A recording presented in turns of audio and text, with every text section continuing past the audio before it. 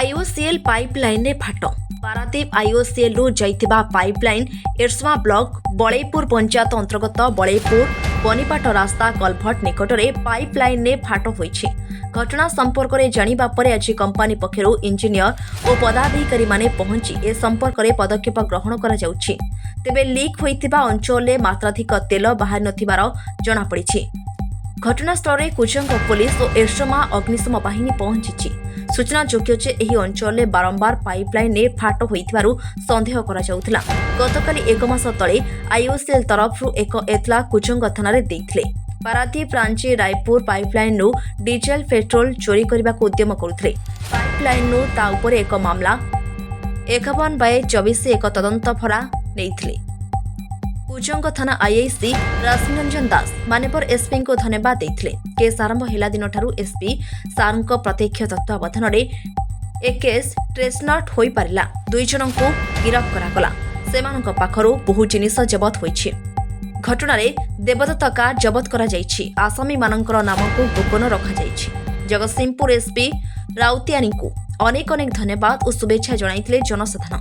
एभली एसपी को पई जगतसिंहपुर जिलावासी आज गर्व अनुभव करुछि। पारादीप रु प्रशासनिक रिपोर्ट एएम मीडिया 24।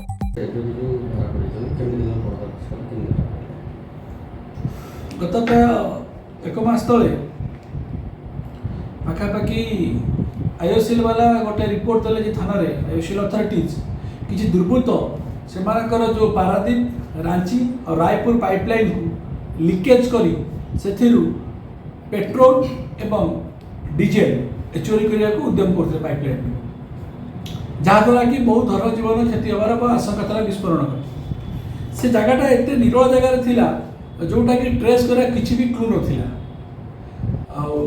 आम एक मामला करूँ जहाँ 51/2024 और तदंत भार नहीं। धन्यवाद देवी ए केस मोर एसपी सार जगतसिंहपुर श्री राहुल पिया सार को जहाँ टेक्निकल एक्सपर्टाइज एवं जी केस आरंभ होगा दिन ठार एसपी सार प्रत्यक्ष तत्वावधान में ए केस टी डिटेक्शन हो पारा एवं दुई जन को आम ठाब कलु अटक रखिलु। से भर जड़े निजक वेब मीडिया सांबादिक भाई भी कहते पाखर बहुत जिन जबत कराई। घटना व्यवहृत कार जबत कराई गिरफ्त कराई फरवर्ड कराई। अक्यूज को टेस्ट आइडेंटिफिकेशन पेरियड हबार ना गोपन रखा